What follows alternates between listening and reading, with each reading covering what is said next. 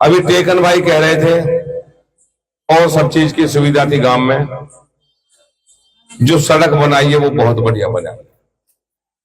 सरदारों, हर किसी का सपना होता है कि अच्छी अच्छी कोई भी एमएलए हो अपने क्षेत्र की जनता जनार्दन को जितने भी अच्छे काम हो सके उनको करके दे। 7 मीटर की सड़क थी, टाइम इसमें जरूर लगा, और मैंने तो उन गांवों में जिनमें ये सड़क लेट बनी, मैं भनकपुर बहुत लेट गया हूं, अब बन रही है टनाटन तो अब जाने लगा हूं, और वो लोग अब वोट भी दे रहे हैं। तो हम लोग खुद दुखी होते हैं जब कोई चीज खराब होती है, जब जनता सुखी होती है तो हम लोगों को भी अपने मन में खुशी होती है। तो ये तो हमारी ड्यूटी में शामिल है। सरदारों, आज आपको पता है चुनाव का दौर है, और चुनाव के वक्त में एक ऐसी पार्टी जिसके लिए मैंने शायद 15 साल 17 साल काम किया, 2019 में टिकट काट दी, कोई बात नहीं, हमने सहन कर लिया। लेकिन 5 साल जब आपने मुझे चुनाव जिता करके भेजा, निर्दलीय चुनाव जिता करके भेजा, आपकी आज्ञा और अनुमति से, क्योंकि क्षेत्र का विकास किसी सरकार के बगैर नहीं हो सकता, हमने भारतीय जनता पार्टी की सरकार को समर्थन दिया और पूरा 5 साल का वादा किया था। देखिए, मैं दोगली बात नहीं करता, ना कोई लाग लपेट कर करता हूं। मैं शांतिनाथ बाबा की धरती पे हूं, जो बात कहूंगा उनका बिल्कुल सत्यता पे आधारित होंगी, झूठ बोलने का काम मैं वैसे ही नहीं करता, रिजल्ट कुछ भी होगी। सरदारों, बगैर स्वार्थ समर्थन दिया। समर्थन देने के बाद बहुत सारे जो विधायक थे जिन्होंने हमारे साथ समर्थन दिया, धीरे धीरे करके चले गए। एक आपका बेटा और भाई अंतिम समय तक सरकार के साथ खड़ा रहा। लास्ट में श्रीमती किरण चौधरी जी को, जो राज्यसभा का चुनाव था, उसमें भी आपका भाई और बेटा बराबर खड़ा रहा। और हमें उम्मीद थी कि जिस प्रकार से लोगों का साथ हमारे पास है, पार्टी के लिए और सरकार के लिए समर्थन हमने कर रखा है, तो निश्चित तौर पर, और हम जिताऊ कैंडिडेट भी हैं सर्वे के माध्यम से, जो इन्होंने सर्वे कराया है, ये 10 पे भी नहीं टिकते जिनको फूल दिया है, और हम 100 पे टिकते हैं। लेकिन उसके बावजूद उन्होंने तुम्हारा पार्टी, हमारी इस पार्टी ने टिकट काटने की हिम्मत की है। सरदारों, आदमी जब कहीं से परेशान होता तो अपने घर में आकर होता है। मेरे से जब मैं अपने पिछला चुनाव जिताया तो बहुत सारे लोग ये कहते हैं रो के बन गया, सहानुभूति में बन गया, और मैंने आपको कहा था कि एक चुनाव आप जिताओगे, 2 चुनाव में अपने कर्मों से जीतूंगा, आपकी सेवा करके जीतूंगा। मैं आपके पैर धो के पी सकता था, मैं जूतियां झाड़ी आपकी, भगवान माना मैंने आपको, जैसे मैं परमपिता को मानता हूं, परमपिता परमात्मा को, वैसे ही मैं अपने क्षेत्र की जनता को मानता हूं। और मुझे नहीं पता था कि 2019 से भी ज्यादा मैं भी, ये मेरा 14वां गांव है जिसमें प्रोग्राम है। इतनी भारी संख्या में, और विशेष तौर पर मैं मुस्लिम समाज के लोगों का तहे दिल से धन्यवाद करता हूं। बहुत बड़ा प्रोग्राम उन्होंने करके, शायद किसी को व्यक्ति ढूंढे नहीं मिल रहा, मुझे इंसान इसलिए ढूंढा मिल रहा है कि मैंने इंसान को पूजा है। मैंने उनको केवल वोटर नहीं माना।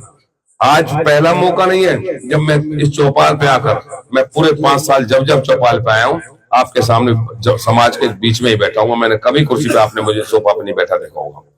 ऐसा नहीं है कि ये कोई दिखावा है, मेरी भावना है। हमसे बड़े लोग हैं आप, बहुत सारे ऐसे हैं जो हमारे पिता तुल्य लोग बैठे हैं, बहुत सारे साथी ऐसे हैं जो हमारे बराबर बैठना चाहते हैं। सही कह रहे थे दानी भाई, मैंने विधायकी को विधायकी की तरह नहीं यूज किया, और विधायकी की तरह अगर सच पूछो तो मैंने ही विधायकी की तरह यूज किया है। विधायकी खुदा बनने के लिए नहीं होती, विधायकी लोगों की सेवा करने के लिए होती है, चाहे वो किसी की बहन बेटी की शादी हो। ये डेवलपमेंट के काम तो सभी लोग करते हैं, किसी ने ज्यादा किसी ने कम।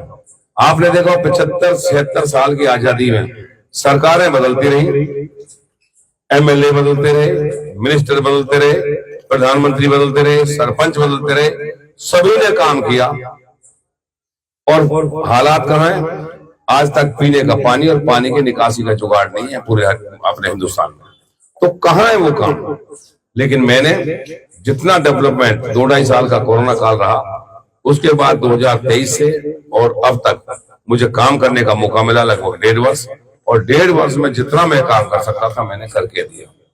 और इसके साथ साथ मैंने जनता को भगवान मानकर पूजा भी, जैसे भाई कह रहे थे टेकन, कि हर चीज की व्यवस्था मेरे यहाँ होती है। जब हम किसी के यहाँ जाते हैं तो सब सारा सामान, अच्छी अच्छी चीजें खाने को हमें लोगों के यहाँ मिलती हैं। हमें अलग से मतलब बुलाकर VIP ट्रीटमेंट दिया जाता है। तो हम तो विधायक हैं, हम क्यों नहीं दे सकते? तो इसलिए मैं आपसे हाथ जोड़कर अपील करने आया हूं कि ये चुनाव केवल 2024 का चुनाव नहीं है। जैसा अभी दानी भाई कह रहे थे, रोज रोज हम किसी पर टिकट मांगने नहीं जाएंगे। और मित्रों, जो 2024 की जो भी सरकार बनेगी, जिस प्रकार से टिकटों का वितरण, टिकटों का बंटवारा दोनों ही पार्टियों ने किया है, मैं दावे से कहता हूं कि किसी भी पार्टी की एक तरफा सरकार नहीं आएगी। जुगाड़ से सरकार बनेगी और उस जुगाड़ में पृथ्वी की चाबी लगेगी, तब सरकार चलेगी। ये बात याद रखना। और ना केवल पृथ्वी की चाबी 2024 की सरकार में लगेगी, हमने भी ये तय किया है, परमपिता परमात्मा का शायद यही लेख हो, क्या हमेशा रोहतक जीत भिवानी के ही लोग मुख्यमंत्री बनते रहेंगे? क्या हमारे फरीदाबाद में किसी नेता में इतनी काबिलियत नहीं है? अगर 10 विधायक लेकर के, क्योंकि अब यहां से फरीदाबाद से और हमारे होटल हतीम तक 20 से 25 सीट हो जाएंगी। जब 10 सीटें लेकर के दुष्यंत चौटाला सत्ता की चाबी अपने हाथ में रख सकता है, तो क्या 10-12 सीट हम नहीं जीत सकते? सारे लोग मिलकर क्या हमारे पास सत्ता की चाबी नहीं हो सकती? क्या हमारे यहाँ का मुख्यमंत्री नहीं बन सकता? हमेशा हमें उन मुख्यमंत्रियों से मिलने जाना पड़ेगा, इनकी पार्टी से टिकट लेना पड़ेगा। तो हो सकता है परमपिता परमात्मा ने, मैं नहीं जानता, ये तो 2024 का चुनाव जब जीतेंगे उसके बाद पता लगेगा, लेकिन हो सकता है इनकी बुद्धि को भगवान ने इसलिए हरा हो, इसलिए बुद्धि को फेरा हो कि कहीं ना कहीं कोई ना कोई वक्त तो आएगा। इतने समय से इनके राज चल रहे हैं, कभी फरीदाबाद का राज भी आने वाला है। तो मित्रों, ये चुनाव न्याय अन्याय की लड़ाई है। न्याय हमें करना है, हमारे लोगों को करना है। और मैं कहता हूं, मैं हाथ जोड़कर विनती करता हूं, एक चांस अपने इस भाई, बेटा और सेवक को और दे दो, ताकि लोगों के दिमाग में सही बैठ जाए कि आगे से पार्टियां अगर किसी भाई का घर बर्बाद करेंगी तो जिताऊ कैंडिडेट को ही टिकट देंगे।